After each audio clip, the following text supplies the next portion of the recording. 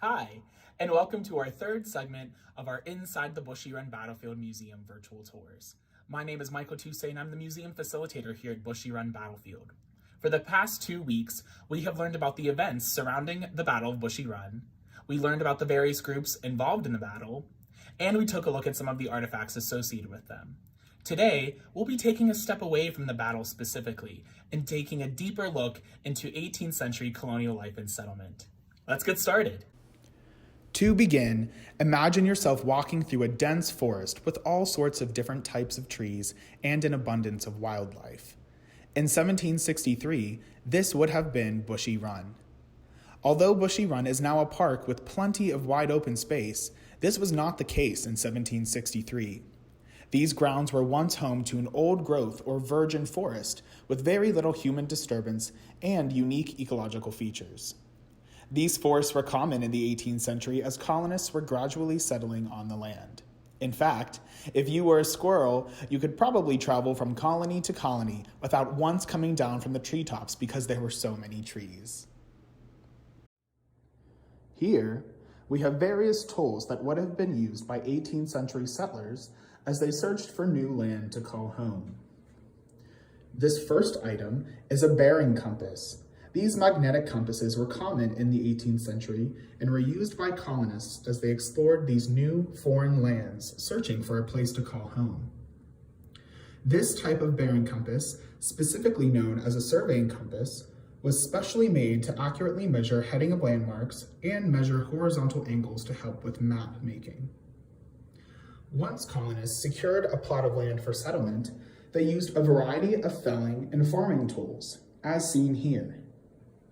These include the felling axe,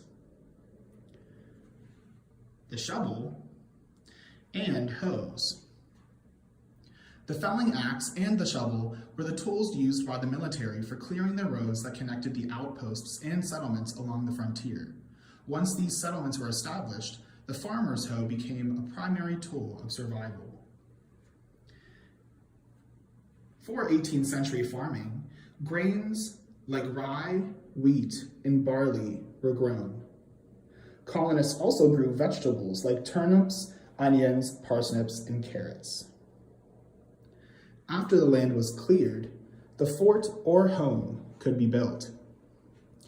As you can somewhat see here in this example, cabins at this time could be constructed by laying logs horizontally over top of each other and filling the gaps with a sealing material such as chips, mud, and clay.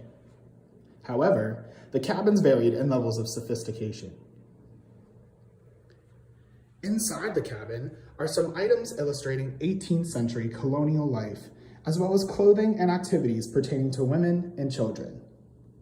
Generally, life was difficult for families living on the frontier. Clothing would have been rather simple and made of inexpensive, durable fabrics to accommodate their outdoor lifestyle. Generally at this time, women's responsibilities included cooking, knitting, and sewing clothing, as well as caring for the children and overall running the household. Children's chores and education varied, and they often learned everything they needed to know at home. Most young girls learned to cook, spin, and sew from their mothers, and they might have learned to write their names and read the Bible.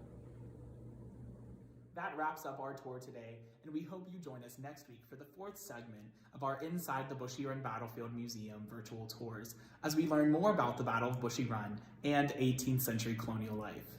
See you next week!